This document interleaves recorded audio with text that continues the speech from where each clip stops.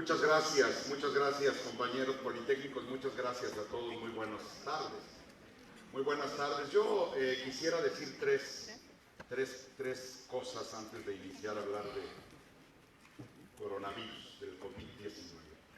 La primera es agradecerle al doctor Lara y a todo el equipo de esta Escuela Superior de Medicina, de esta gran Escuela Superior de Medicina, a mis compañeros de la Academia de Salud Pública, a la doctora Caleb especialmente, que junto con todos mis colegas profesores creyeron y apoyaron la idea de que tuviéramos esta plática, dada la coyuntura que estamos viviendo en el país y en el mundo con este coronavirus. Así es que muchas gracias a todos ustedes. La segunda es, escuché al doctor decir que estamos cumpliendo 82 años de esta nuestra muy querida escuela. Yo con mucho orgullo recuerdo haber egresado cuando el 50 aniversario de esta escuela, así es que hace ya algunos años que estuve por acá, pero pocas veces había sentido este calor que ustedes me dieron con la bienvenida al llegar a este podio, así que muchas gracias. Y la tercera es decirle a todos los alumnos, a todos mis alumnos que veo por aquí, a varios, y recordarles que el tema del currículum es directamente proporcional a la edad que tiene uno. O sea, no crean que uno egresa de esta escuela y ya tienes un currículum, pues no, obviamente. Y cada año que tienes más, pues tienes otra hoja en tu currículum. Así es que por eso ustedes no se dejen ni impresionar, ni piensen que no lo van a lograr, al contrario, ustedes seguramente lograrán mucho más que eso. Siempre a mis alumnos de ahora y de antes les he dicho que yo tengo la certeza que en este auditorio, en mis aulas decía yo, y ahora digo que en este auditorio está sentada o sentado un futuro secretario de salud, jefe de jurisdicción, director de hospital, y esa es la gran esperanza que tenemos. Así es que dichas las tres cosas que prometí, si me permiten, vamos a empezar a platicar de este tema, compañeros, que es verdaderamente apasionante. Hoy el tema es el coronavirus, ¿no? Hoy seguramente incluso mis alumnos, los colegas, los compañeros de primer año, que ya vienen de blanco a la escuela, a más de uno le debe haber pasado que al llegar a su casa el vecino, el de la tienda, alguien ya le preguntó, oiga, ¿qué onda con el coronavirus? Yo mismo ayer fui a una comida familiar y una persona a quien yo no conocía, que era invitada, por cierto, una persona mayor de la tercera edad, me sorprendió mucho su pregunta, porque su pregunta fue, oiga señor, todo porque estábamos hablando del coronavirus. Y entonces ella como que dijo, este tipo por lo menos algo ha oído, y dijo, oiga señor, ¿y será cierto que existe el coronavirus? ¿O nada más lo inventaron para tenernos ahí como borregos? Bueno, pues yo creo que de ahí parte, a partir de esta señora que me preguntó ayer, de ahí parten las dudas. Hasta los laboratorios de muy alto nivel que están hoy trabajando en antivirales y en vacunas. Así es que trataré de ser lo más claro posible, lo más rápido posible, para que incluso si ustedes así lo consideran, pudiéramos al final tener un diálogo, por lo menos algunas preguntas. Miren, quiero mostrarles esta foto, muy actual, ¿no? Como de qué metro les gusta, metro normal, colegio militar, ¿no? Metro, colegio militar. Solamente les tengo que decir que esta foto es de 2009. Esta fotografía es de 2009 con la pandemia de influenza. Y la quise poner porque la primera parte de esta plática voy a hablarles de la pandemia de influenza. Pero les voy a hablar más en el sentido histórico y en el contexto general. Fíjense ustedes, el mundo en general y por supuesto nuestro país, cotidianamente, continuamente nos preparamos para una gran pandemia y tomamos como ejemplo las pandemias de influenza.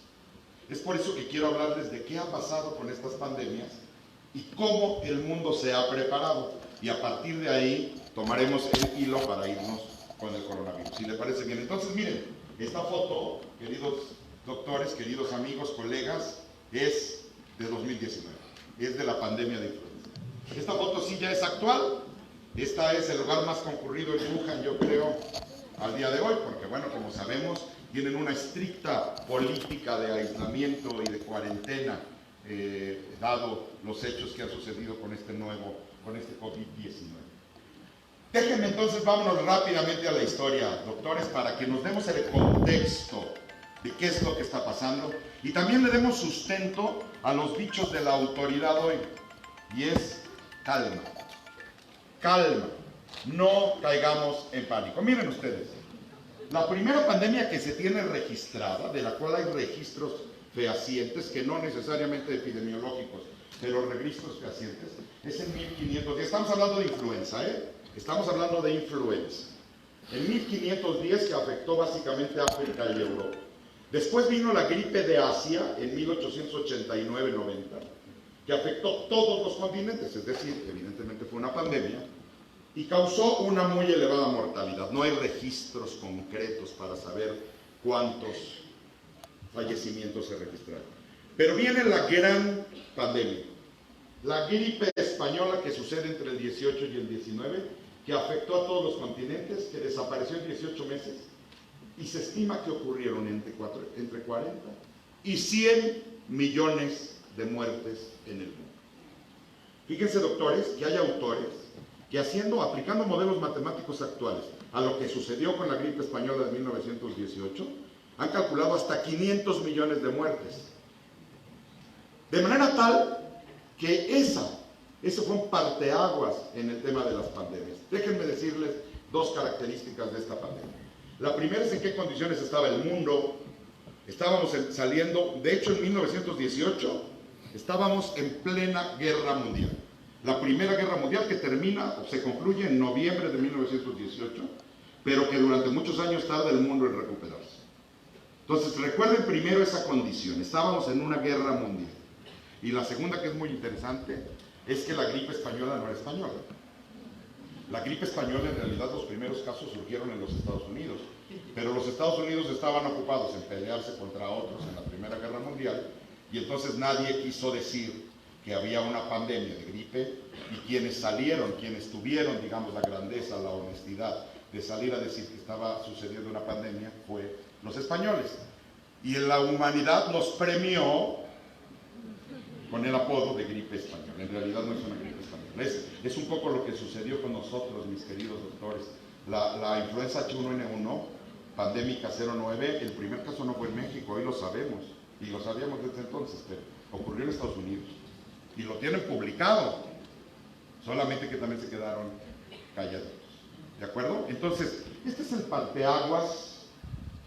Siempre tomamos como referente, incluso al momento de hacer algunos modelos matemáticos para predecir el comportamiento de una pandemia agresiva, se toma como base los datos obtenidos en la pandemia de la gripe española de 1918. Después tuvimos en el 57-58 una gripe asiática que dejó más o menos 2 millones de muertes, doctores, 2 millones de muertes. Por supuesto ya no estamos hablando de 40 a 100 millones, pero me parece que 2 millones siguen siendo un número muy preocupante. Después en el 68, en pleno mundo convulso también, recordarán lo que sucedió en México, lo que había sucedido en Europa, etcétera, etcétera. La gripe de Hong Kong, que deja cerca de 1 millón de muertes. Muy interesante esto. ¿Alguien de ustedes sabe, doctores, la gripe española, por qué cepa de influenza fue provocada? Griten.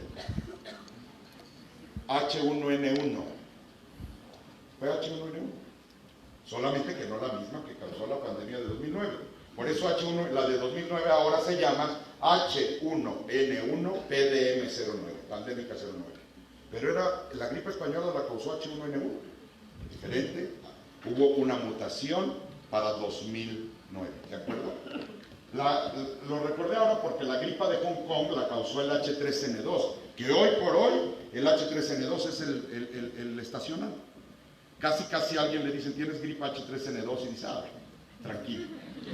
Pues nada más recordar que esa causó la pandemia de Hong Kong en el 68-69. Y la de la influenza de abril del 2009, causada por el virus H1N1 PDM09, se llama oficialmente pandémico 09. Y aquí lo pusimos. Los primeros casos se detectaron en California. Nada más que también nosotros, que nos reencantan, ¿no?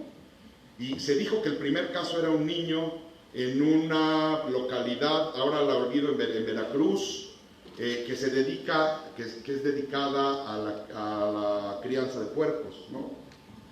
La Gloria se llama, La Gloria Veracruz. Y entonces resulta que quien entonces dirigía el Estado, quien entonces gobernaba el Estado, tuvo la grandiosa idea de erigir un monumento al paciente cero. Y era el niño que ellos suponían que tuvo el primer caso de influenza en México. Después supimos que en México el primer caso fue una paciente oaxaqueña. Ya saben que los oaxaqueños siempre vamos a la vanguardia en todo.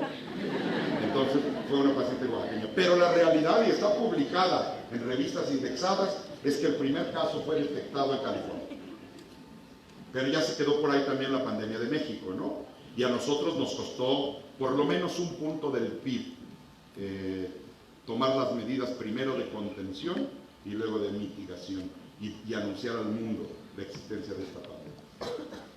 Así pues, la pregunta es, ¿el mundo y el país estaban preparados para una pandemia? Yo les puedo decir categóricamente que sí. Como estamos preparados hoy para el COVID-19. Ojo, estar preparado no significa que nada pase. Estar preparado no significa, no, pues todos tranquilos, yo aquí ya la tengo dominada, no. Estar preparado significa que no sea catastrófico. Estar preparado significa que no se repita la letalidad que tuvo el H1N1 en la pandemia de gripe española en 1918. Eso es estar preparado. No que no suceda nada. Fíjense ustedes por qué se los digo. Sabemos, la OMS ha instruido, el país se ha dedicado muchos años a esto, que es necesario que los países establezcan planes de preparación para hacer frente a pandemias. Ya les dije que siempre se toma como base la influenza, porque son los virus que mutan más rápidamente y que históricamente se han visto más frecuentemente provocando pandemias. Y los planes deben de ser primero intersectoriales, es decir, recuerdan, doctores, sobre todo los que están en Introducción a la Salud Pública, el examen pasado ya preguntó sobre los determinantes sociales en salud. En México y en el mundo deben de incluir salud, economía, seguridad pública, asegurar los servicios básicos. Fíjense ustedes qué pasa si de repente tenemos en la planta generadora más importante de luz de este país un brote de coronavirus, de incapacidad, porque además nuestro plan de contención implica, digamos, la cuarentena, el aislamiento. ¿Qué pasa con eso? Bueno, en ese plan de contención tiene que haber alguien que se encargue de la continuidad de los servicios básicos.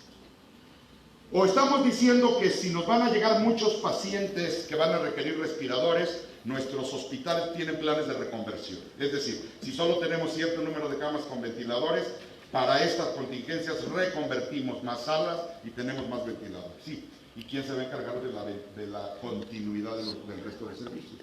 Porque sigue habiendo partos, sigue habiendo cirugías, sigue habiendo urgencias, sigue habiendo eso. Todo eso es lo que se tiene que planear en un plan de contingencia. En términos de la preparación y respuesta a estas epidemias, México históricamente ha hecho frente a ellas. Nos han tocado, por desgracia, muchos desastres naturales, nos tocan huracanes casi cada año, nos tocó los hechos de San Juanico del 84, el terremoto del 85 que nos afectó también en esta escuela, el terremoto de 2017. Y hace muchos años, doctores, hace muchos años, que el resultado de los operativos en salud ante epidemias, pandemias y desastres naturales es, excepto la pandemia de 2019, que esa fue muy grande y que nació en México. El resultado es, como dicen los americanos, good news, no news. Es decir, no ha habido noticias. No ha habido el titular que diga se prendió un brote que mató a no sé cuántos, ¿no? Pero eso no sucede gratis, ¿eh? Es el trabajo de salud pública que se hace desde crear los planes de preparación y respuesta hasta llevarlos a cabo en el terreno. Se estableció el Comité Nacional para la Seguridad en Salud. En este país, doctores, existe desde 2003. Y seguramente ya varios de ustedes leyeron que tan solo en lo que va de esta crisis de coronavirus, entiendo que ha sesionado ya más de 5 o 6 veces. Ese comité existe, está funcionando y es operativo. El Comité Nacional para la Seguridad en Salud, inició operaciones en este país en 2003 y ahora con la crisis del coronavirus ha estado completamente activo. No lo sé de primera mano, pero me pareciera que está incluso en sesión permanente y se llaman cada que necesitan hacer algún ajuste en la estrategia. ¿Qué incluye? Pues incluye la participación de dependencias federales relevantes para la respuesta. Por ejemplo, cuando tuvimos la emergencia sanitaria internacional del ébola, yo les he platicado a mis alumnos que teníamos un papel importante, lo jugaba la Defensa Nacional y la Policía Federal, porque se trataba de que si encontrábamos un paciente sospechoso de ébola, lo íbamos a trasladar con las Fuerzas Armadas al lugar que teníamos designado, porque era un alto riesgo de contagio. Entonces, se tiene que tomar en cuenta la característica de la pandemia y por supuesto esto baja a nivel operativo a través de los comités estatales para la seguridad del salud. Entonces, esto existe desde 2003. En términos de la influenza, que además es el mismo plan que con sus adecuaciones estamos usando ahora, se desarrolló el Plan Nacional de Preparación y Respuesta ante una pandemia de influenza, que se presentó en este país desde 2005. ¿Cuándo fue la pandemia? 2009. Ya lo teníamos, y ahora, que de repente la regamos, que nos agarraron mal parados, que estábamos tomando el cafecito cuando avisaron de la pandemia, puede ser. Pero no empezamos de cero. Estaba escrito en el Plan Nacional de Preparación y Respuesta ante una pandemia de influenza.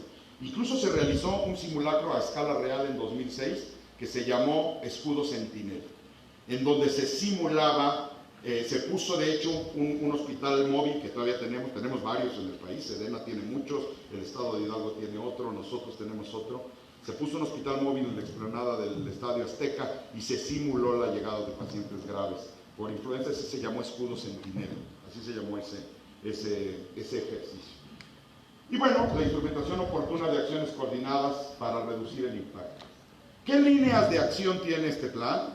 Pues coordinación interdisciplinaria, vigilancia epidemiológica, atención médica, difusión y movilización social y reserva estratégica. Ahí les va la mejor prueba. En 2009, de inmediato se supo que el H1N1 pandémico 09 era susceptible a los oseltamivir. ¿Y México tenía oseltamivir? ¿Cómo? Pues porque ya sabíamos, porque estábamos preparados, porque teníamos un plan, porque teníamos reserva estratégica. Vinieron complicaciones, porque nosotros lo teníamos en cajetes, se llaman, hagan de cuenta a granel, pues, como en cubetas, supongan, como en pasta, así teníamos el oseltamivir. Y teníamos preparado el plan en el viejo INDRE, que está aquí a la vuelta. Habíamos preparado un laboratorio en donde íbamos a reconstituirlo en jarabe. A la hora de la hora ni pudimos, porque era tal la cantidad de casos que teníamos, que pedimos apoyo a los laboratorios privados y se reconstituyó en cápsulas. Pero había cubrebocas, había alcohol gel, no había vacuna. ¿Por qué no había vacuna? Pues porque no existía la vacuna, ¿de acuerdo? Y aún así, recordarán, varios de ustedes eran verdaderamente muy niños, pero ya tienen memoria para recordarlo, que también igual que hoy escasearon los cubrebocas, ¿no? Por ejemplo. Que ya al rato platicaremos, no es necesario a menos que haya condiciones muy específicas el uso de cubrebocas. Entonces, preparación y respuesta está. México tiene un plan de preparación y respuesta, sí. México tiene reserva estratégica, sí. México tiene personal experto para atender estas contingencias, por supuesto que sí. Hablemos entonces ahora sí del COVID-19. Ya todos sabemos, voy a hacer aquí una acotación a mano alzada, decimos los que hacemos salud pública, o sea, si no más al aire pues, que es, vamos a manejar indistintamente COVID-19. Ya sé que el virus en realidad se llama SARS-2-NCoV, ¿no? Porque es el nuevo coronavirus de SARS. Y la enfermedad se llama COVID-19, Coronavirus Disease 19, ¿no? Vamos a manejar todo como COVID-19. ¿Les parece bien? No vayan a decir, ay, este sonso no sabe que se llama de otra manera, no. Todos nos vamos con COVID-19, si les parece bien. Miren, otra vez, el mundo está preparado para esto, sí, unos más y otros menos. Por supuesto que nuestro sistema de salud, por más que yo aquí lo alabe y diga que es muy fuerte, pues no tiene que ver con el sistema de salud de los países nórdicos o de algunos países europeos o incluso de los Estados Unidos o Canadá. pero tampoco tiene que ver con otras naciones con servicios de salud más débiles, como África subsahariana, por ejemplo, o incluso algunos hermanos centroamericanos. No es lo mismo la respuesta que da un sistema como el nuestro que dan otros sistemas. Pero, el mundo, queridos amigos, claro que está preparado. Vean solamente, en el año 2000 se creó algo que se llama Gavi, que es la Alianza Global de Vacunación, en donde inicia su trabajo la Fundación Bill y Melinda Gates, dando el dinero suficiente para completar la vacuna a esos países pobres para la erradicación de la poliomielitis. Un hito en la historia. Un año después se forma el GORN, que es el grupo de respuesta global a pandemias y a desastres naturales, en el que tuve la fortuna de participar mientras fui director general de epidemiología, y que les puedo asegurar que hay una cantidad de expertos en todos los temas, por supuesto epidemiólogos, por supuesto médicos, pero hay de todo, hay físicos, hay vulcanólogos, depende de qué es lo que virólogos, por supuesto. En 2005 se publica y se firma el Reglamento Sanitario Internacional, que es el que hoy nos está permitiendo tomar las conductas que debemos de tomar. El Reglamento Sanitario Internacional, generado por la OMS, ha sido firmado por más de 190 países, entre los que estamos nosotros. Y por tanto, no podemos evitar la entrada de gente que venga de China. Lo prohíbe el Reglamento Sanitario Internacional. Además, epidemiológicamente es inútil. El Reglamento Sanitario Internacional es un instrumento que hoy nos está sirviendo mucho a todo el mundo. Después se creó el PIP, o el marco PIP, que es de Pandemic Influenza Preparedness, que es el marco mundial para la preparación de influenza. Ya ven cómo les digo, eso ya fue en 2011, después de la pandemia. Y vean ustedes mientras arriba, mientras todo eso sucedía, entre 2002 y 2004 vino el SARS. ¿Qué tipo de virus provoca el SARS, doctores? Coronavirus, ¿no? Después vino el cólera, tuvimos una alerta mundial en Haití. Después el MERS coronavirus, ¿qué tipo de virus es? Coronavirus. Bueno, el H5N1 que siempre nos ha mantenido en alerta. De hecho, la pandemia que esperábamos en 2009 era el H5N1, que tiene muy alta letalidad. Y por eso estábamos preparados y asustados. Por fortuna llegó H1N1 solamente. Después el ébola, que también fue otra emergencia mundial, el H7N9, el Zika, la fiebre amarilla. Es decir, han pasado diversas situaciones a nivel global que los países con diferentes respuestas y con diferentes fuerzas de sus sistemas de salud han podido sacar adelante. Pero también es bien importante, y lo vemos en clase, lo vimos también ya en el primer parcial, qué factores en esta triada, en la triada ecológica, ¿recuerdan? El huésped, el agente y el medio ambiente provocan este tipo de situaciones. Bueno, pues ahí está, el crecimiento poblacional, el cambio climático, que hay líderes mundiales de muy alto talante que siguen pensando que no existe, el aumento de la urbanización, los viajes internacionales, los movimientos migratorios. Ahora recién estaremos sufriendo los embates resultado del gran incendio que sucedió en Australia. La destrucción de biomas que harán la migración de diferentes patógenos o de vectores, de los moscos, o de animales que pueden ser vectores o portadores. Entonces, no olvidar siempre los factores que implementan el riesgo de una pandemia, pero también no olvidar este tema que es toral. A mí me encantaría que el doctor Lara y todo su equipo algún día invitaran a grandes expertos mexicanos en este tema que se llama One Health, que es una tendencia mundial de hace 15 años, 10 años, y que lo que hablan es de una salud. No hay salud si solo los humanos creen tener salud. Una salud nos habla de que la salud de las personas está íntimamente relacionada con la salud de los animales y con la salud del medio ambiente. Fíjense ustedes, hasta el 80% de las enfermedades emergentes o reemergentes son de origen zoonótico. No es el caso hoy, pero les voy a platicar. Si ustedes creen que México no tiene la suficiente solidez en términos de vigilancia epidemiológica de la salud animal, estamos equivocados. La tienen tanto como la tenemos en la salud humana. Les platicaba en la última clase a mis alumnos que, siendo yo director general de epidemiología, algún día recibí una llamada donde la gente de epidemiología animal me informaba que en un pato migratorio acá en el lago de Guadalupe, porque ellos hacen muestreo en estas aves migratorias en diferentes partes del país. Habían encontrado una influenza altamente patógena, que tuviéramos atentos. No pasó nada, por fortuna. Montamos unidades centinela para checar que no pasara a los humanos, pero de ese nivel es la vigilancia epidemiológica que se hace en México en animales y también en humanos. De manera tal que no olvidar, doctores, ustedes en 4 años, en 3 años, en 1 año estarán ya al frente en los hospitales y en los consultorios. No olviden, la salud es una. Y hay que velar por la salud de los animales y por la salud del medio ambiente. Ese es otro. Ahora sí hablemos del coronavirus.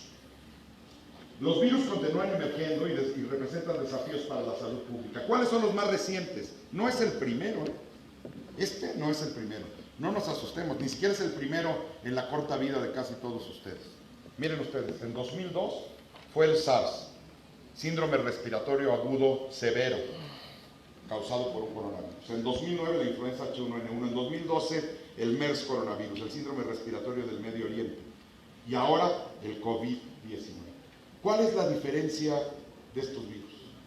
Vean ustedes, el COVID-19, con información hasta el día de ayer, ha provocado ya 81.137 casos. Mientras SARS y MERS se han quedado muy limitados. De hecho, para SARS y para MERS nos preparamos también para una pandemia. Todos por lo menos nos paramos de nuestros asientos, hicimos como que hacíamos, pusimos cara de preocupados, etcétera, etcétera. Y la verdad es que estuvimos vigilando. De hecho, recuerdo un caso de MERS coronavirus en Canadá. Y entonces ahí todo el mundo con los pelos parados y todo. Finalmente no pasó nada. No pasó nada en el sentido de que se autolimitaron y hasta hoy siguen circulando, pero en las zonas precisamente de allá del Medio Oriente, en esta zona. Alguna situación sucedió con esos virus que están allá confinados. Pero el coronavirus, el COVID-19, miren ustedes, ya ha causado hasta ahora casi 3.000 muertes contra las que ustedes pueden ver. Y estamos hablando de casi 3.000 muertes en enero y febrero. Recuerdan que todo esto empezó el 31 de diciembre. Bueno, empezó un poco antes los primeros casos. ¿Cuántos países ha afectado el coronavirus? 58 hasta el día de hoy, contra 26 y 27 que afectaron los otros. La buena noticia, su tasa de letalidad es baja, 3.6%, contra 9.60 del SARS y 34 del MERS coronavirus. O sea, bienvenido el menos letal, lo que no quiere decir que estamos a salvo. Pero esas son las características de estos coronavirus. Déjenme hacer 2 reflexiones. Primero, lo tenemos en México también. Yo, como se pueden ver, soy un enamorado del poli y un enamorado de México. Tenemos en México uno de los biólogos de la evolución más importantes en el mundo, el doctor Antonio Lascano. El doctor Toño Lascano, no es que sea mi amigo, pero me gusta hacerlo creer, por eso le digo Toño. Toño Lascano dice, o ha demostrado y tiene infinidad de publicaciones, primero, que los virus están sobre la faz de la Tierra mucho antes que los seres humanos. ¿No? Eso está probado. Y segundo, que los virus han tenido, digamos, más evolución que los propios seres humanos. En ese sentido, él explica, recientemente lo oí el miércoles pasado, que los virus ARN, dentro de todos los virus, los ARN son los más antiguos y por tanto son los más estudiados. Han evolucionado, pero conservan características moleculares muy similares a lo largo de la evolución. Los virus ARN son los más conocidos, digamos. Y entonces fíjense qué interesante. Sucede que el doctor Lascano, junto con un grupo de profesionales de la UNAM, están por publicar una propuesta que están haciendo al mundo. Y es que se hagan pruebas con el medicamento que ya existe en el mundo contra la hepatitis C, que ha probado una eficacia altísima, pero sobre todo inocuidad, 0 efectos secundarios. Porque el virus de la hepatitis C es una RP.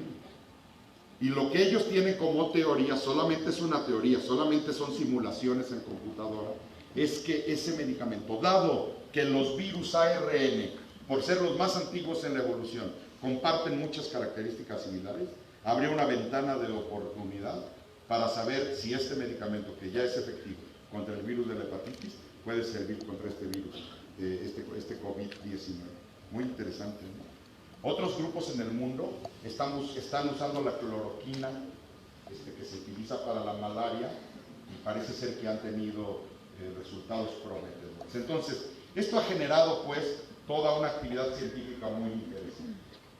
Así, estos coronavirus han existido, ustedes bien saben, el coronavirus, el virus que provoca el resfriado común es un coronavirus.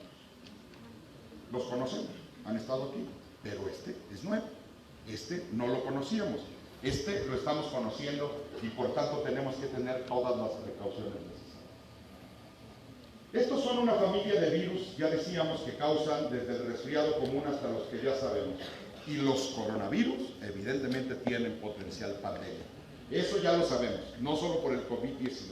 Ya sabemos que tiene potencial pandémico y en algunos casos la posibilidad de provocar enfermedades graves.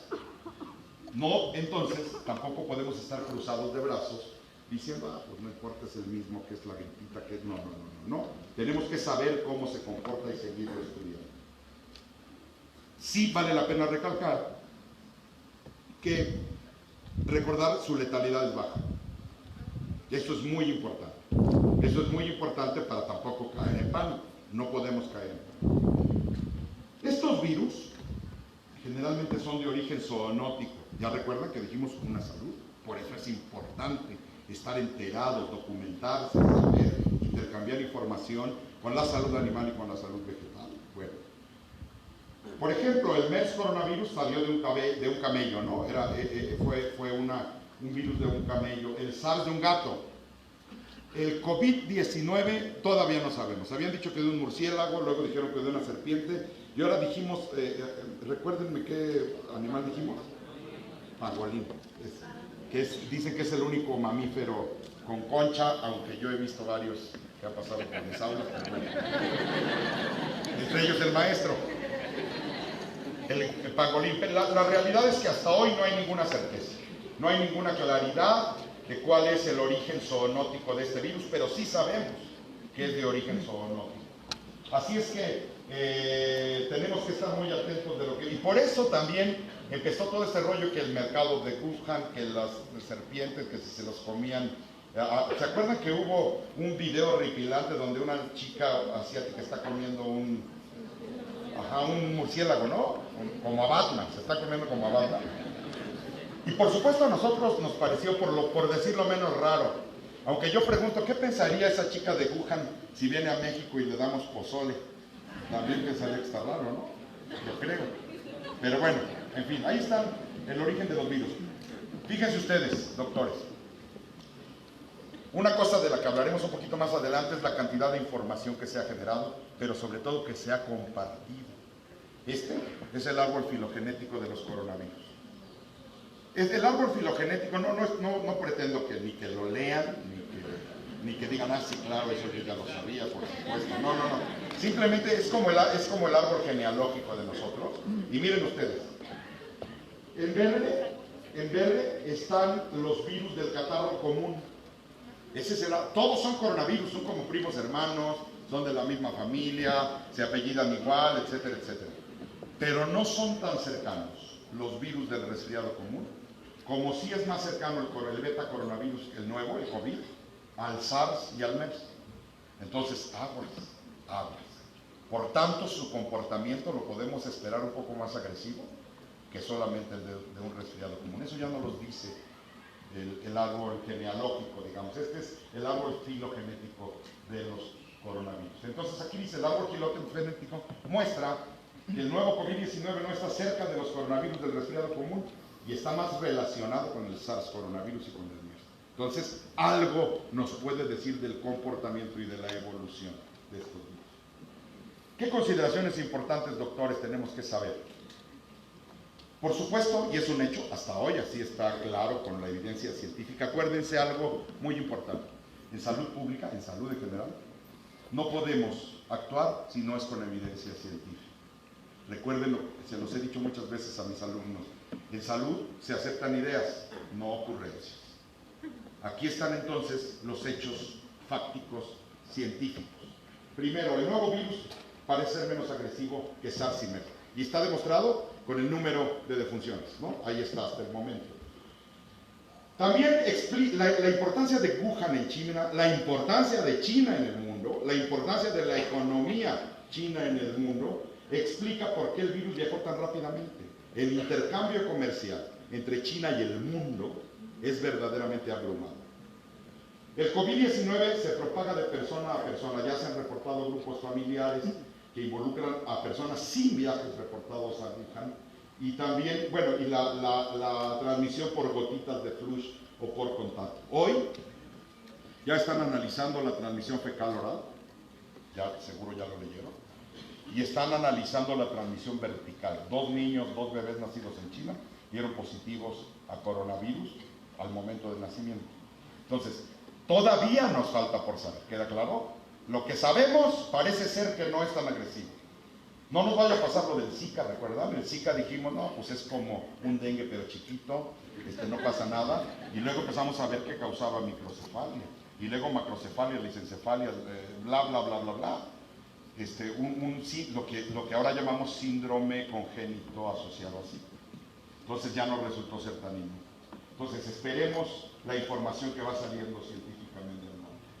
Fíjense ustedes, casi el 4% de los casos confirmados hoy pertenecen a personal de salud, y de ellos, del personal de salud, el 15% son casos graves. De manera tal que desde hoy estemos atentos, porque las barreras físicas con las que contamos son muy efectivas si las llevamos a cabo adecuadamente. Ustedes, nosotros, los que estamos en contacto con pacientes, sí requerimos de medidas de bioseguridad más altas que la población en general. Solo sí y solo sí estamos en contacto con pacientes infectados, ¿sí? No los quiero ver en las gorditas con mascarilla en el 95. No. Solo sí estamos en contacto. La OMS evalúa que el riesgo de este evento es muy alto en China y alto a nivel regional y mundial, y actualmente están en la disyuntiva de declarar una pandemia. Todos sabemos que en términos estrictamente literales ya es una pandemia. Una pandemia se define como cuando hay casos relacionados epidemiológicamente en 2 o más continentes. Eso ya sucedió. Pero yo entiendo la posición del doctor Tedros, que explica que declarar una pandemia sería también una catástrofe económica y política que ya ha empezado a suceder, porque lo que él decía es no se ha desbordado fuera de China. Pero luego lo oyeron los italianos y dijeron, ¿cómo que no? Espérame un tantito, y empezaron a crecer los casos, ¿no? ¿Recuerdan? Bueno. Pero además, fíjense, los modelos matemáticos que se han usado nos dicen que por cada caso identificado hay 7 que no nos damos cuenta. Aguas con eso, aguas con eso. Muy interesante esta línea de tiempo, doctores, de lo que ha sucedido. ¿Cuándo inicia esta historia? El 30 de diciembre, fíjense. Nunca en la historia de la humanidad una pandemia había generado tal cantidad de información que además haya sido pública. Eso ustedes lo van a recordar el día bueno, no que tengan mi edad, más jóvenes, van a venir a hablar aquí y entonces van a decir, yo estaba estudiando cuando la pandemia del coronavirus y me leí todos los artículos que salieron, ¿no? Miren ustedes, el 30 de diciembre hay un clúster de casos de neumonía en Wuhan y la Comisión Nacional de Salud de China reporta y dicen, oigan, está pasando esto y no se comporta como los virus que conocemos. El 1 de enero se cierra el famoso mercado de alimentos de Wuhan. El 7 de enero ya se aisló el coronavirus. 7 de enero, 7 días después de que la Comisión Nacional de Salud de China dice algo está pasando, ya sabíamos que era un nuevo coronavirus. El 9 de enero, México publica su primer aviso preventivo de viaje. Ojo, cuando digo publica, no creen que es todo lo que hacen, ¿eh? No, nada más, pues ya publica. No. Publicarlo significa reuniones, capacitación, ver a los epidemiólogos, estar en los aeropuertos. Es toda una serie de acciones que ha hecho el gobierno de México que hay que tomar en cuenta, hay que respetar y hay que apoyar. Entonces, el 9 de enero México publica su primer aviso preventivo. El 11 de enero ya se presenta la primera defunción. El 12 de enero, fíjense, esto es histórico también. 30 de enero el clúster. Y el 12 de enero, o sea, 13 días después, se publica ya la secuencia genómica del virus. Se publica. Gracias a esa publicación, el INDRE, por ejemplo, el INDRE en México, puede generar sus sondas, se llaman, para hacer la PCR y tener el diagnóstico. Eso es historia. En 12 días tenía la humanidad el genoma del virus y además publicado de manera abierta. Ustedes pueden entrar ahorita, les va a pasar lo que a mí, no van a entender nada, pero pueden entrar y verlo y traerlo en su USB, ¿no? De no, pues yo aquí traigo la secuencia del virus. Luego, fíjense, ya para el 13 de enero se reporta el primer caso en Tailandia, el 15 en Japón, el 16 la OMS dice una alerta epidemiológica de riesgo moderado. Era cuando el doctor Tedros, el director de la OMS, decía, es que el problema está en China y confío mucho en el sistema de salud de China. Así es que vayamos ahí con calma, decía Tedros, ¿no? El 17 de enero el primer caso en Estados Unidos, el 20 de enero los primeros informes, el primer caso en Corea el 20 de enero también. El 22 de enero, entre el 22 y el 23, se reúne el comité de emergencias.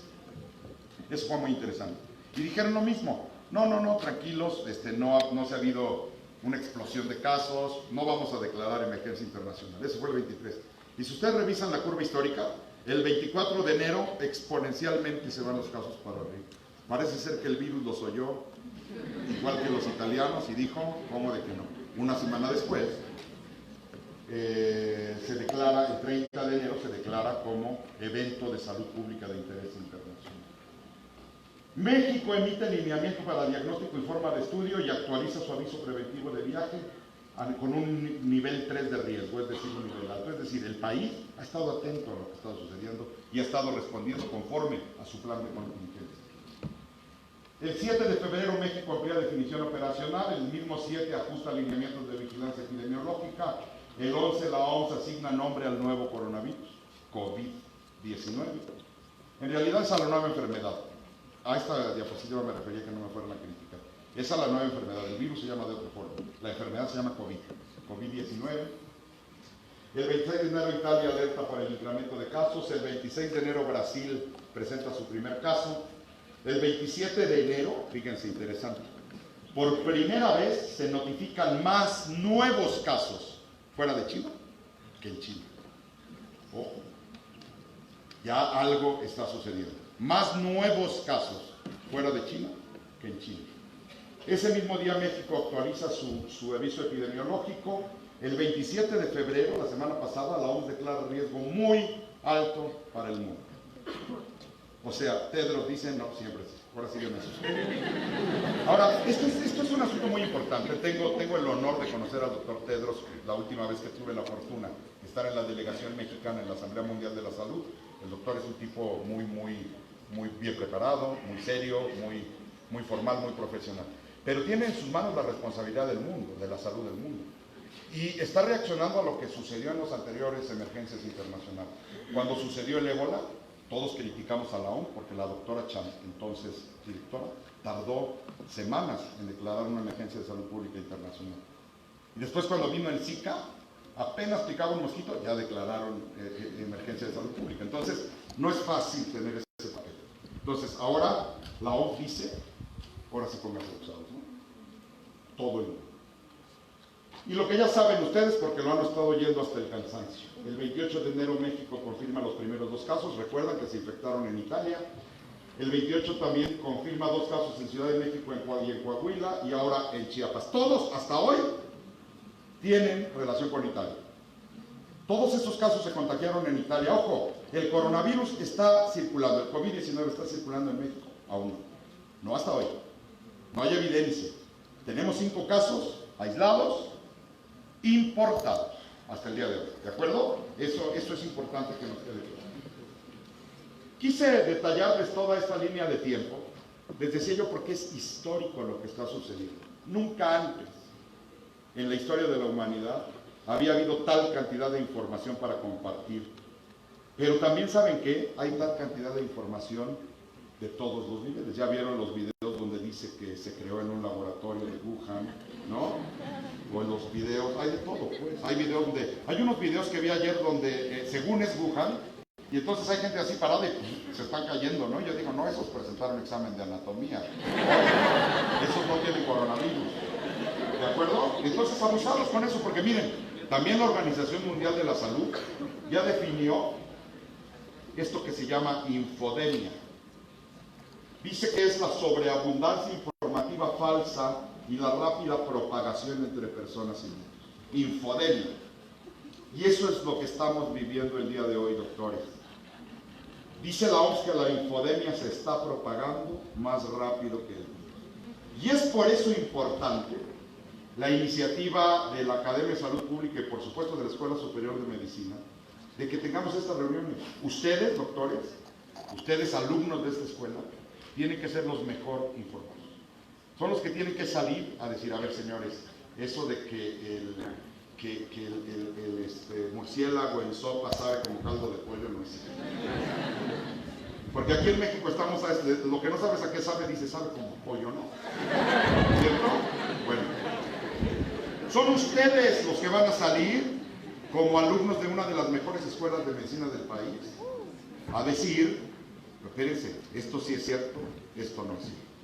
Aguas con la infodemia, aguas con lo que leemos, aguas con lo que tocamos. En esta escuela nos enseñan a lo largo de la carrera cómo distinguir la calidad de la información científica. Así es que abusados con eso, tengan mucho cuidado con la infodemia. Fue declarada emergencia de salud pública de importancia internacional después de que en este milenio, señores, mi pregunta es, ¿tendremos hoy más epidemias que nunca? ¿O tendremos más recursos para diagnosticar? Ahí está una pregunta. Estaría padre, maestro Lara, abrir una línea de investigación al respecto, porque también es cierto que hoy tenemos más depredación del medio ambiente que nunca. Tan solo en este milenio se han reportado esas emergencias de salud pública internacional. En 2009 la influenza, en 2014 una de polio con motivo de la erradicación de la polio, de la que hemos hablado en otras ocasiones, en 2014 ébola, en 2016 Zika, en 2018-20 nuevamente ébola y hoy COVID-19. El cuadro clínico y tratamiento, ahí está, doctores, es básicamente síntomas respiratorios, hay fiebre, hay tos, dificultad respiratoria y en los casos más graves puede causar neumonía, síndrome de respiratorio agudo severo e incluso insuficiencia renal y muerte. No existe hasta el momento una vacuna o antiviral específico o una cambiante del síntoma. Les dije que en antivirales, incluso un grupo mexicano está poder usarla en humanos. Una vacuna no es un chiste, ni es una ocurrencia. No ha salido la vacuna de Zika, por ejemplo. Ya cuántos años tenemos que estamos en les digo que soy un orgulloso de México. El grupo de científicos que está trabajando en la vacuna de Zika en Oxford, en la Universidad de Oxford, una universidad de las mejores del mundo, claro, después de la nuestra, está liderado por un colega poblano. Y están ya en fase, están a punto de llevar a fase clínica la vacuna de Zika. Pero bueno, entonces, del COVID, no para pandemia, no para este momento, no vamos a contar con una vacuna que nos ayude. ¿Cómo está hoy la situación? Bueno, decíamos de la infodemia. Hoy todos pueden consultarla en el momento que quieran. Seguramente la mayoría de ustedes ya conocen, por ejemplo, la plataforma de Johns Hopkins, que en lo personal es la que yo uso, y que es una maravilla. En cualquier momento actualizas, cada 2 horas se actualiza el número de casos, de muertes, etc. Esto es el reporte de la OMS hasta el día de ayer, 87.137 casos. Fíjense ustedes, vean ustedes, en China hay 79.968 casos y en las últimas 24 horas hubo 579 nuevos casos confirmados en China. Ahí donde comen los animales, como vimos, es ese número. Vean ustedes fuera del mundo, hay 7.169 casos, pero hubo 1.160 casos nuevos. ¿Recuerdan que lo dijimos? Hoy ya hay más casos nuevos fuera de China que en China. Aguas, porque agua pasa por mi casa. Hay cadena de transmisión sostenible. ¿De acuerdo? ¿Qué ha pasado, por ejemplo, con la letalidad? ¿Se ha visto? ¿Y qué ha pasado con los casos que se convierten en graves? Va en 9.7%. En algún momento se empezó en 2%. O sea, cada 100. ¿Cuántos podemos enfermar? Y por tanto, ¿cuántos graves? ¿Cuántas camas tenemos de hospital? ¿Cuántos ventiladores? Eso es un gran desafío matemático. En resumen, doctores, aplicar ciencia. Esto no es burocracia. Esto no es estar sentado a ver para dónde sopla el viento y cuánto no. Hay mucha ciencia detrás de esto. El panorama epidemiológico en México, la Secretaría de Salud todos los días a las 9 de la noche lo actualiza con puntualidad. El reporte de ayer son 60 casos que han sido negativos, 11 sospechosos y hasta hoy 5 confirmados. Esta es la realidad de México. Y recordemos, hasta hoy los 5 confirmados son importados. Eso puede cambiar a la siguiente hora, efectivamente. Eso es lo apasionante de la epidemiología, que todo puede cambiar en su momento. Con más de 100,000 vuelos diarios, doctores, en el mundo, imposible de parar. Todos los que usamos iPhone, que casi somos todos los maestros, debemos de estar preocupados porque ya anunció Apple que se van a retrasar las entregas porque ellos maquilan una buena cantidad de piezas del iPhone en China. La posibilidad entonces de que la epidemia de coronavirus le pegue más a la economía que a los seres humanos está latente. Con esta cantidad de viajes en el mundo y con los modelos matemáticos, desde el principio de la epidemia se hicieron proyecciones para saber, tomando como base los aeropuertos, cómo podía dispersarse el virus en el mundo. Probablemente para dispersarse desde el aeropuerto internacional alrededor del mundo. El tamaño de cada círculo representa el riesgo de cada aeropuerto. Nosotros de Beijing solo tenemos, creo que un vuelo directo que va a Tijuana. A la Ciudad de México no vienen directos, pero eso no quiere decir que no lleguen de otros lados o de otros hubs como en Panamá, Estados Unidos y luego vengan a México. Entonces, otra vez, señores, ¿estábamos preparados o no? Claro que estábamos. Eso no quiere decir que lo que preparado significa no pasa nada. Tenemos las herramientas para hacerlo. Esta es la curva epidémica, pero recuerdo haber leído que son las acciones que ha tomado el gobierno chino en torno a la influenza. ¿Recuerdan que hizo cuarentenas? ¿Se acuerdan que cerró Wuhan? Literalmente cerró Wuhan.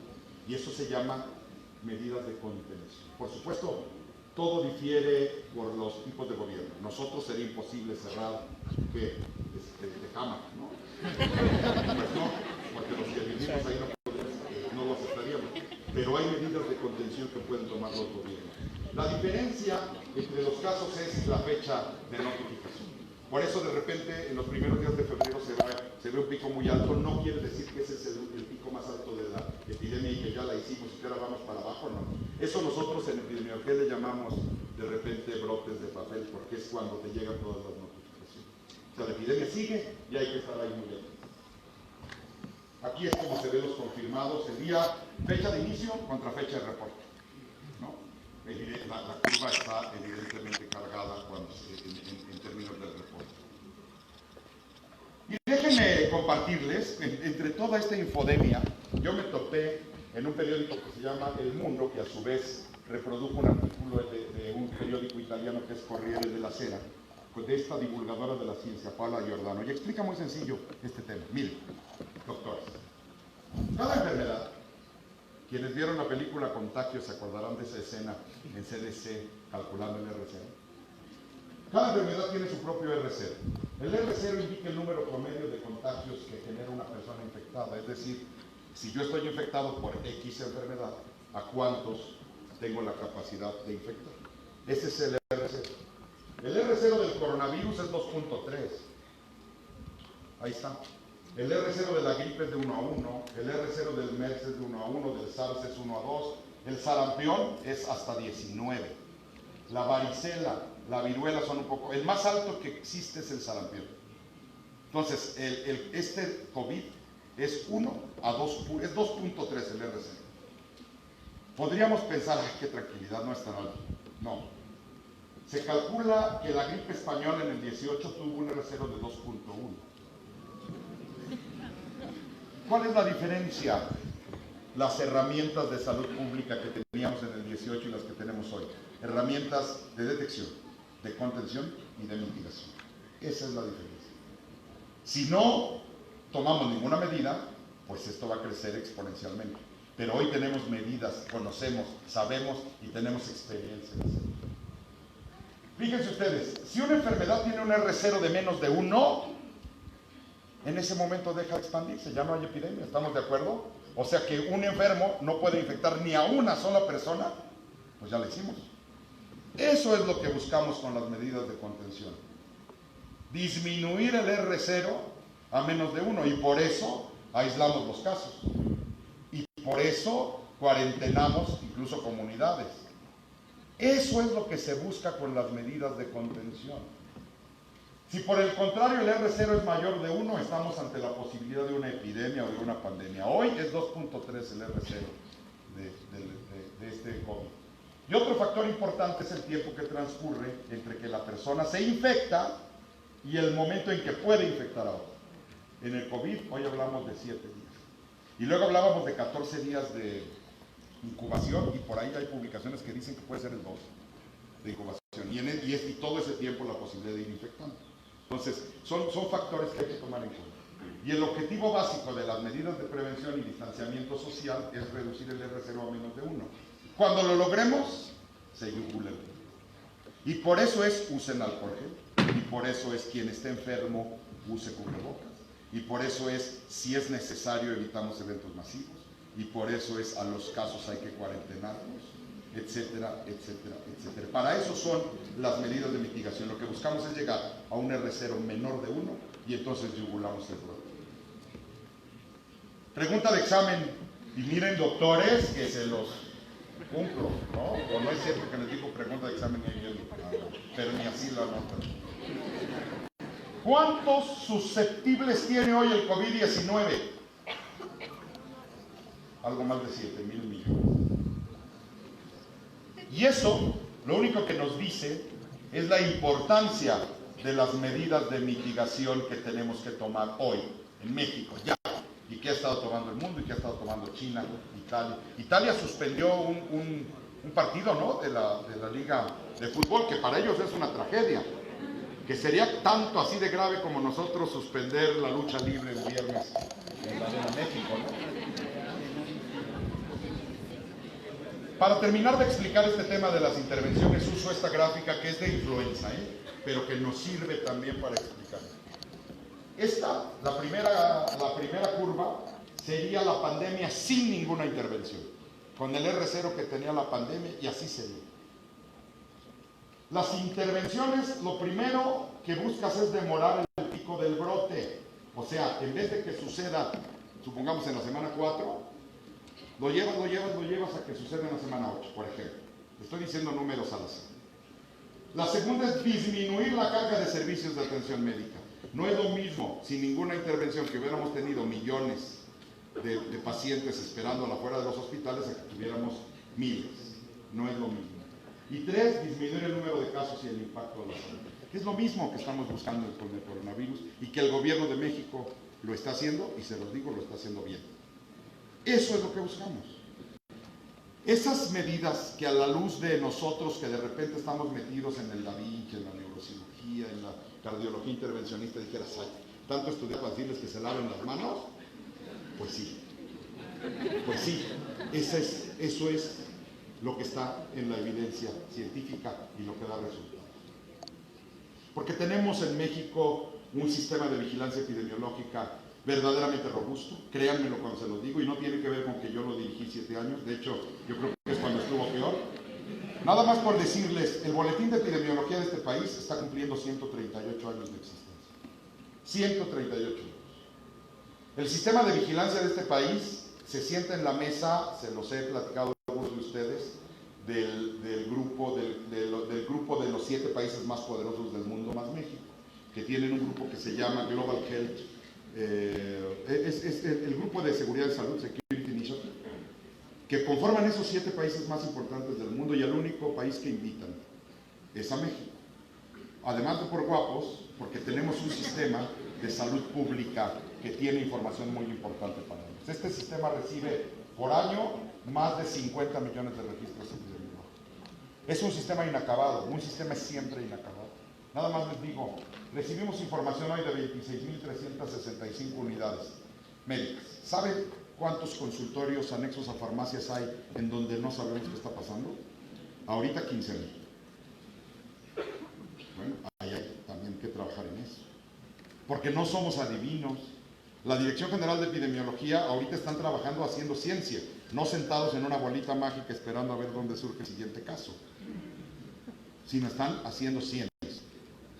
Tenemos también un laboratorio nacional que es el INDRE. Esto es toda la Dirección General de Epidemiología. La foto de abajo es el nuevo INDRE, que antes estaba aquí, y que justo fue la herencia de la pandemia de 2019. Cuando sucede la pandemia de 2009, este INDRE responde a esa pandemia, y el presidente en ese momento y los funcionarios de salud dicen, oye, pues creo que el país ya merece un nuevo laboratorio, y se crea este, que varios de ustedes lo han conocido en otros años, que podíamos ir, ¿verdad, doctora Caleta?, a conocer el INDRE. Ahí es donde se están haciendo las pruebas, las confirmaciones, y donde yo les puedo decir con mucho orgullo que una buena parte de los expertos en el INDRE son egresados de nuestra querida Escuela Nacional de Ciencias Biológicas. Son politécnicos de muy, muy alto nivel. También hay muchos Pumas, pero ahí son... Este es nuestro laboratorio, el de hoy, el que está funcionando, en donde se están haciendo las pruebas, y tenemos esa capacidad, por supuesto que tenemos esa capacidad. México ya tiene definiciones operacionales, estas son las vigentes el día de hoy. Sospechoso es cualquier edad que presente enfermedad respiratoria aguda, leve o grave, y que cuente con siguientes antecedentes hasta 14 días antes de su síntoma. Haber tenido contacto con un caso confirmado o bajo investigación de COVID-19, o viaje o estancia en países con transmisión local comunitaria como China, Hong Kong, Corea del Sur, Japón, Italia, Irán y Singapur. Si no cumple con eso, o sea, oye, es que tiene un gripón de la fregada, yo creo que tiene 2 veces el COVID. Oye, pero ¿ha viajado, no? Pues ayer estuvo en Ecatepec. No, bueno, sí es peligroso, pero no para COVID. Ojo, fíjense, una definición operacional lo que te hace es un cribado de los pacientes. De lo contrario, tenías llenos los consultorios y los hospitales de gente que tiene otras infecciones respiratorias. Y el confirmado es persona que cumpla con la definición operacional del sospechoso y que cuente con diagnóstico confirmatorio emitido por el INDRE. Así son las definiciones operacionales en México. Ya se tienen los formatos de estudio de caso, toma de muestra, pueden bajarlos, están abiertos al público. Hay un teléfono, el 01, bueno, ya no es 01, es 800-0040-800, que es el de la unidad de inteligencia epidemiológica, donde pueden hablar a reportar un caso o si tienen alguna duda en ese teléfono. Y lo otro es la comunicación de riesgos. ¿Cómo hacerle saber a la comunidad que sí hay un riesgo, que estamos preparados, que no caigan en pánico, pero que tampoco bajen la guardia? No está fácil, ¿no? Entonces, hay expertos en comunicación de riesgos. Es el intercambio en tiempo real de información, recomendaciones y opiniones entre expertos oficiales y personas que enfrentan la amenaza, es decir, la población. ¿México lo ha hecho? Sí.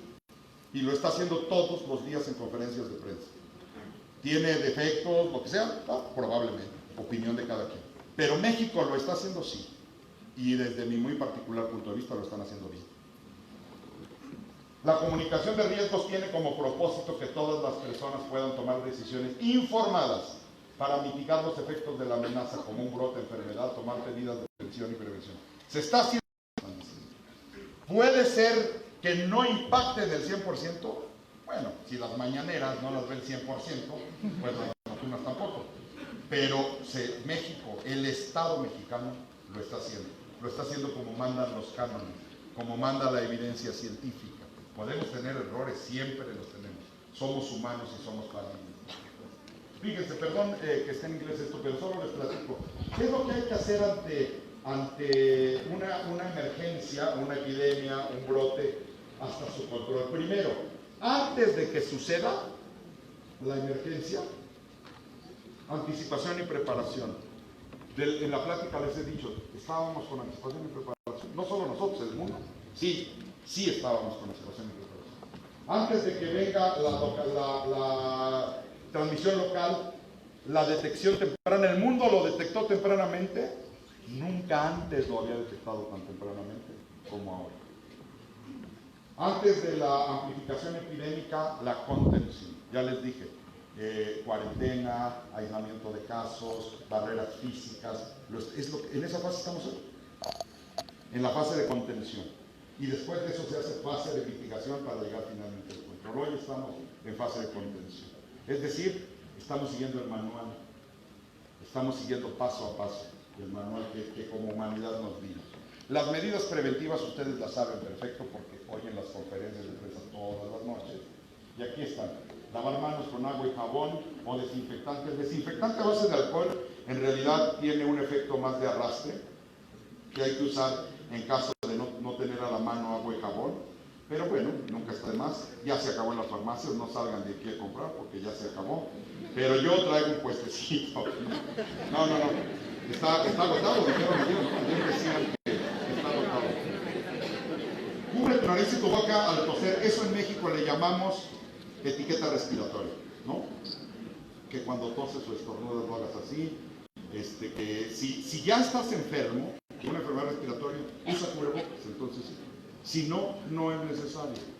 Evita contacto cercano con cualquier persona con gripe o síntomas de resfrío, cocina bien la carne y los huevos y usa protección al tener contacto con animales vivos o salvajes de granja. Son las recomendaciones de la Organización Panamericana de la Salud.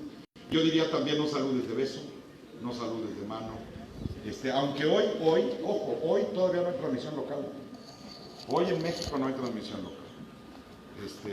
Pero vayámonos acostumbrando.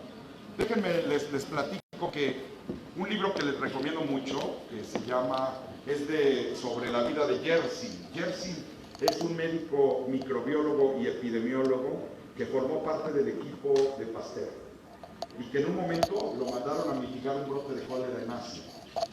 Y estando en Asia lo llamaron para mitigar un brote de peste, que no sabían qué causaba la peste. Y entonces Yersin descubre y describe, por eso se llama Yersinia pestis, por el doctor Yersin. Y hay una novela verdaderamente, es una novela chiquitita que ahora que tienen mucho tiempo, que no hay exámenes, etcétera, podrían leer. Se llama Peste y Cólera, es de Patrick Deville. Y en una escena de ese libro encontré esta frase que me parece extraordinaria para ustedes profesionales de la salud. Dice, como viejo epidemiólogo, cuando estaba estudiando la peste, Yersin no olvida que lo peor es siempre lo más probable. Así es que nosotros, como personal de la salud, preparémonos para lo peor, pero hagamos que la población sepa que estamos preparándonos y que gracias al trabajo de ustedes no va a suceder lo peor. Pero me encanta esta frase de Yersin, porque así es como debemos estar preparados ante una amenaza como la que hoy está sucediendo. Sin embargo, México, doctores, es un gran país con instituciones sólidas. Ahí les muestro esta fachada hermosa de la Secretaría de Salud, un poco queriéndoles decir que el Sistema Nacional de Salud ahí está, hay que fortalecerlo, hay que apoyarlo. Si vemos defectos hay que aportar, hay que decírselo, hay que fortalecerlo. Y por fortuna contamos también con instituciones tan importantes que dan tiempo y oportunidad a sus alumnos, como es nuestra querida Escuela Superior de Medicina. Yo espero que de algo sirva esta charla y por supuesto quedo a sus órdenes diciéndoles que es un honor siempre estar aquí con ustedes. Gracias.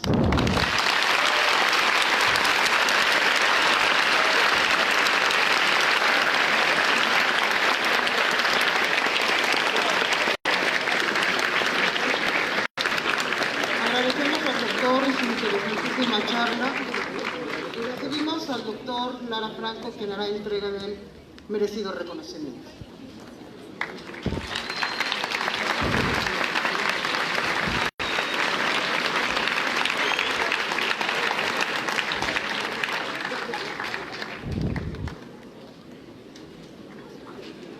Doctor Cuitláhuac Ruiz Matus. Gracias. Gracias por esta excelente experiencia, por esta conferencia magistral que nos está dando. Yo quiero decirles que fue grabada en su totalidad y esta grabación se va a pasar en todo el Politécnico, doctor. El doctor Mario Alberto Rodríguez Casas, director general, ha solicitado que así sea esto. Yo por tal motivo les agradezco y dicen el Instituto Politécnico Nacional, la Escuela Superior de Medicina, otorga la presente constancia al doctor Cuitláhuac Ruiz Matus por su participación como ponente en la conferencia COVID-19 Coronavirus. la cual se llevó a cabo en el auditorio principal, doctor Mariano Vázquez. Doctor,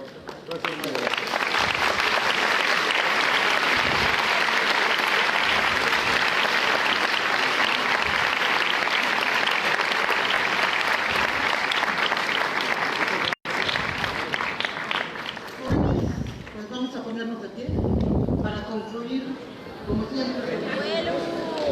Ya me la sé. El especial de vuelo de 82 aniversario de Oiga, el toro de los Cortales. ¿Listos? 1, 2, 3.